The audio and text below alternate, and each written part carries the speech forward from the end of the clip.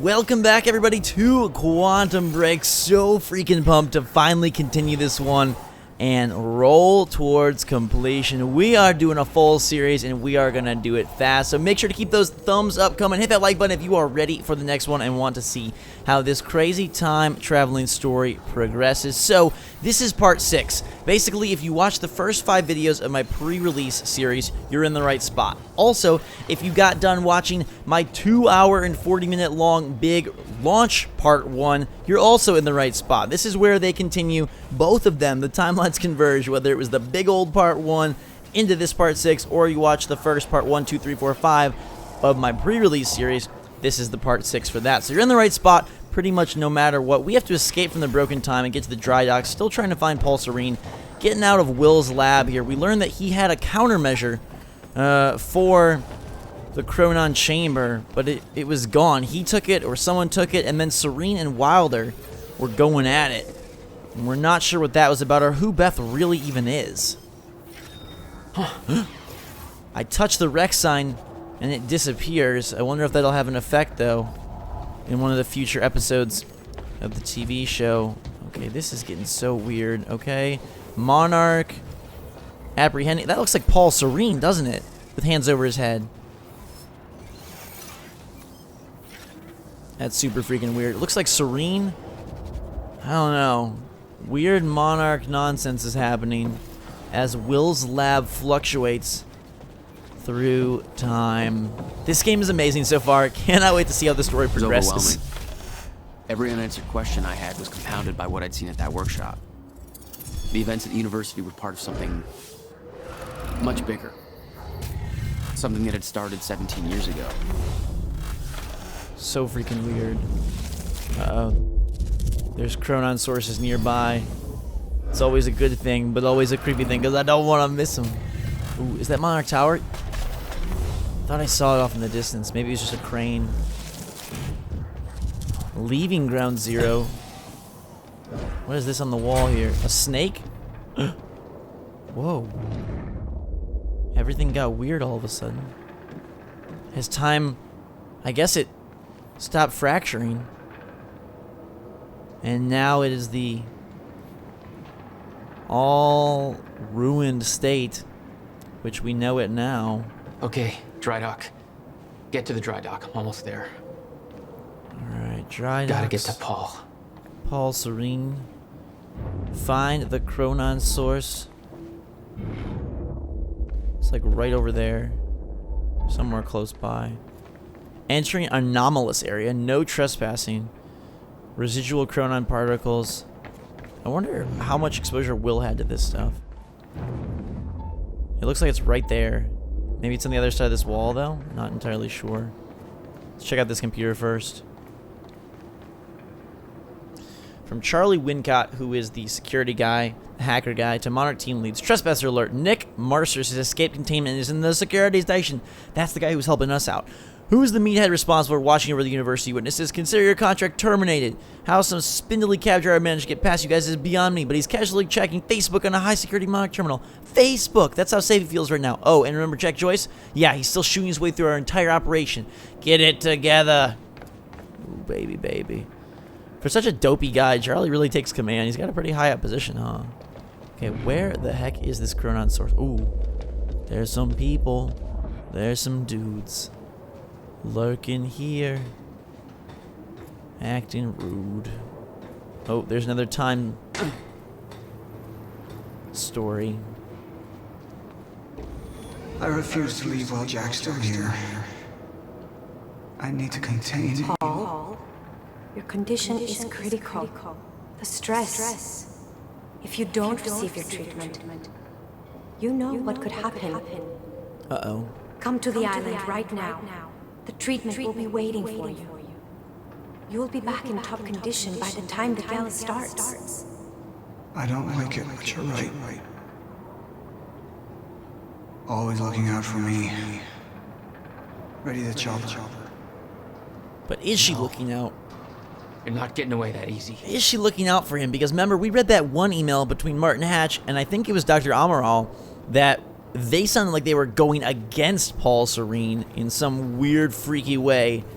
And so maybe getting him to the island and his, quote, treatment isn't really treatment after all. Who knows? But it's all in preparation for this big gala. Okay, so it's clearly on that side. Somehow we gotta get over there, and I'm guessing it's... Oh, let's see. Can we get through this way? Chronon? It's close. It's right here. It's like literally right on the other... Alright, so I'm guessing we'll get to that side of the building soon. Let's enter here. Should put a lab coat on so they don't know who I am, where I'm from. Enemy spotted! That carbine rifle makes people There's something drop. wrong with Paul. Chronon syndrome. He'd had his powers much longer than me. What was the cause? Was I sick as well, or was it his time travel? I didn't know. It didn't make anything he'd done any less hateful. The Scanneria, it's like an MRI machine, but is it like a Chronon removal device? Alan Wake! Sudden Stop, the final Alex Casey novel by Alan Wake. This copy is signed by the author and dedicated to Emily Burke. So Liam Burke, his wife, met Alan Wake. It's in the same universe. That's so cool! I love Alan Wake so much. I got chills. Alright, from Sophia Amaral to Fiona Miller. Fiona was the girl who gave Charlie the cheesy sandwich. Fiona, I share your concern. Paul's treatments are becoming increasingly ineffective, and I hypothesize that the onset of the fracture will increase the Chronon syndrome's rate of progression exponentially. I've been trying to take a more calculated approach at finding a permanent cure for Paul's sickness, but Martin Hatch has shifted all the necessary resources into our tech division instead. I'm beginning to question his behavior. Every attempt I've made to discover a cure has been met with Martin's red tape. Just between us, I do start to wonder if Martin even wants Paul to be cured. Martin, he doesn't want Paul to be cured. I've looked into Martin's past. He began work for Monarch in 2001, but I couldn't find any records about his past or any aspect of his life before then. It's almost as if he just appeared out of nowhere. Ooh. Did he time travel as well? Maybe Paul really isn't the bad guy. Maybe it really is Martin like we supposed way back when. He was the only one present during the accident that claimed Dr. Kim's life. I don't want to jump to conclusions, but I do wonder what his agenda truly is. Regarding your question, unfortunately, there is nothing of value in Dr. Kim's lab aside from Paul Serene's treatments and confidential files that would be of no use to your research. We'll have to find another way to develop a cure. Is she playing both sides? What's going on? What was Fiona's request?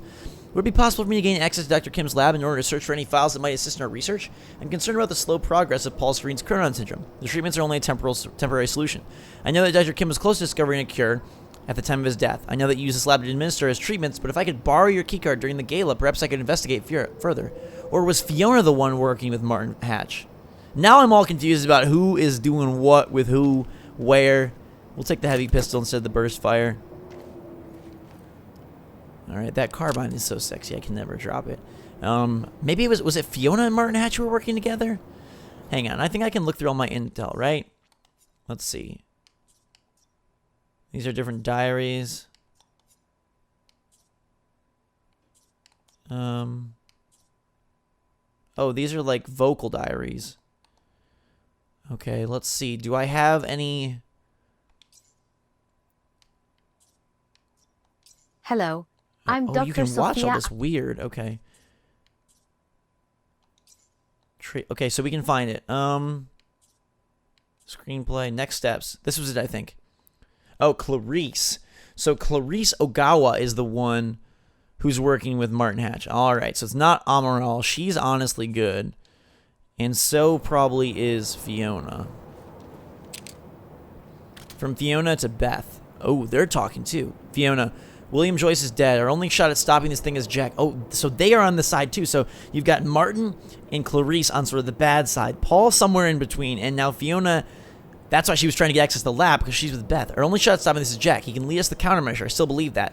Serene got to Jack first at the university. Too much heat for me to intervene.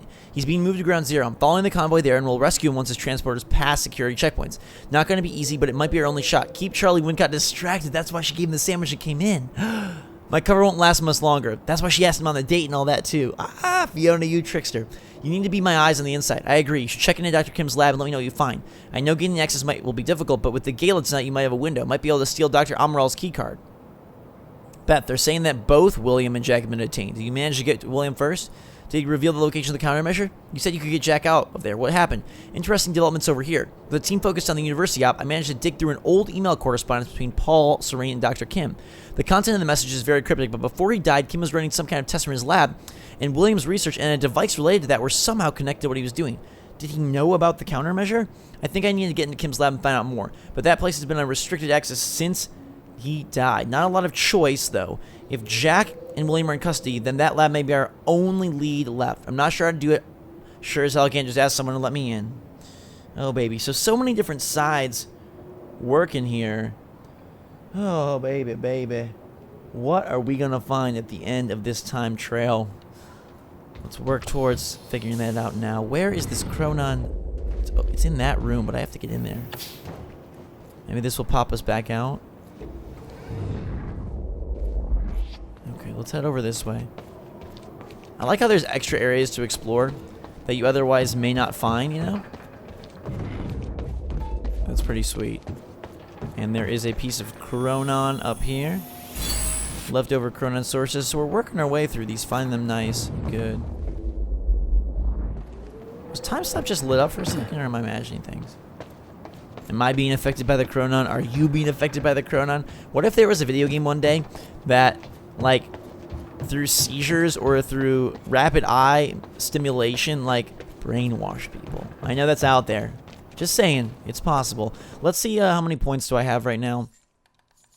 I have 4.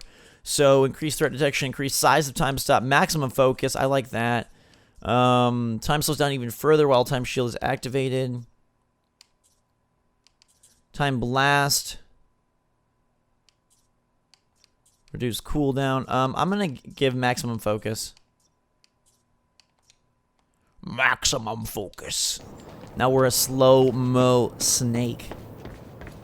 Alright, through more creepy white chambers. Uh-oh. Phone call.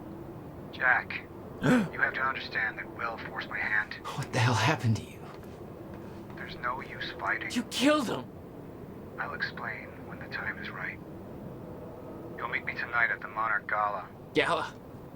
Time's ending and you're having a fucking party.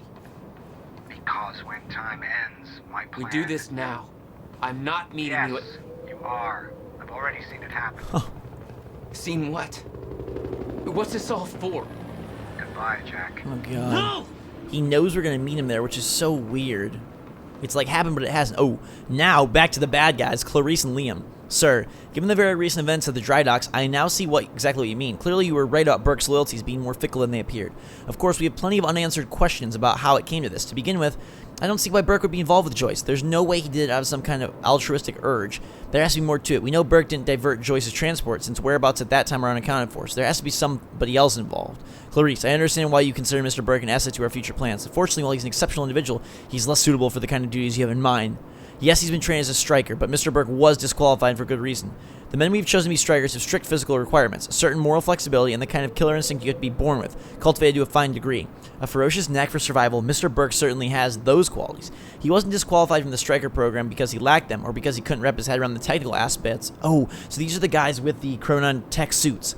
In fact, his performance is exceptional, so I fully agree with you that he's an impressive operative. But strikers, by their very nature, have to be made aware of Project Lifeboat and its purpose, at least on a general level, and that means they have to be able to accept its implications. Unfortunately, Mr. Burke has a deep attachment to his wife, and the fact is that even if we brought Mr. Burke in, that wouldn't guarantee a spot for her in the program. To be blunt, we don't need any more nurses, and we're already at capacity overall. We need Mr. Burke, but we don't need his wife. Mr. Burke would never accept that, particularly now that Mrs. Burke is pregnant. Therefore, it's vital that he doesn't understand the nature and scope of the threat we face. Ooh. As for having him play a role in other aspects of future developments, I suspect that despite his seemingly immoral nature, Mr. Burke may have other qualms he's not currently consciously aware of. Ooh. I'm thinking about Liam Burke, I know you work closely. For instance, having to keep him in the dark about much of what will happen makes him a far less effective field operative. About the stutters we're expecting. Bringing Burke into the fold. This is getting so freaking spooky and weird. Where is it going to go? Crowbar! Gordon Freeman was here, I knew it. Alright, there's another Chronon source. It's outside. At the dry docks, which is where we need to go. And it's where we're headed. Oh no, oh no. It's a fine day here in West Philadelphia, born and raised. But this is not a playground. I hope I'm spending more than a few days here. It's so weird how all of, like, Monarch stuff is abandoned. I guess it's because they were guarding it and then came to fight us and we just killed them all. But it's still weird, isn't it, that it's just all abandoned? Unless Paul Serene is just puppeteering everything from afar and it's like, yo, we don't need security. But there's, like, no security here. It's so freaking weird. More Chronon juices. Another dossier. From Charlie to Nick Marsters. Yo, so I looked into, or to Ground Zeroes. I looked at this Nick Marsters guy, and short, he's a sad little joke. Don't know why we're wasting time. He used to be a pretty promising football player. He actually got drafted by the Rexes, which I guess you can consider an achievement. Not that he ever went anywhere, because he messed up his knee in a car crash. In an apparent attempt to prove the universe runs on irony, he now drives a cab. License and permits check out. No relatives of his father, but the old man's in the hospital and pretty much dead to the world. Bunch of different dating apps. I'll be honest, I don't think anybody believe anything he said, but hey, you guys can deal with him however you want. Poor Nick. Uh-oh, a bunch of guns here. Things are probably gonna get nasty. I don't want to get rid of the carbine rifle. I just want some ammo, some ammo, some ammo. Okay. Chronon source right here. Thank you. All 7 found in this chapter. That's awesome news. Okay, so I need that costs 6, 4. Anything costs 2? This. Increased time blast radius. And I don't want to spend it on that right now. Sound effects in this game are really cool. Uh-oh. Chopper inbound, it sounds like.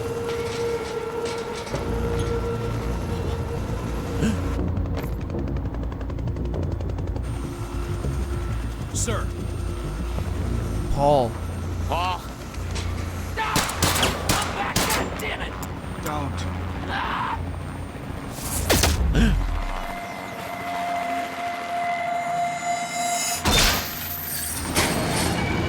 Holy crap. His Chronon powers are insane.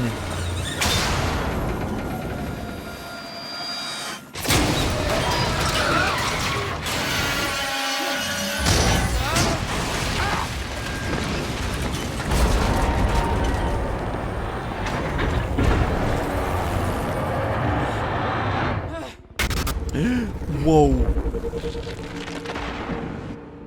Oh, baby. We gotta catch Serene. Holy shit. Another stutter. Gotta move. Come on. And just in time, because this stuff looks like it's gonna crush me soon, so we gotta get him out of here, and we'll do that soon. Until next time, everybody, make sure to hit that like button if you're ready for more Quantum Break. I hope you're enjoying this series. We gotta go meet Beth, and we'll do that soon. In the meantime, drink as much salt. Thanks again for watching. Fantastic. You are awesome. Let's escape time together, and we'll do that soon. Till that time, though, everybody, we will see you all later.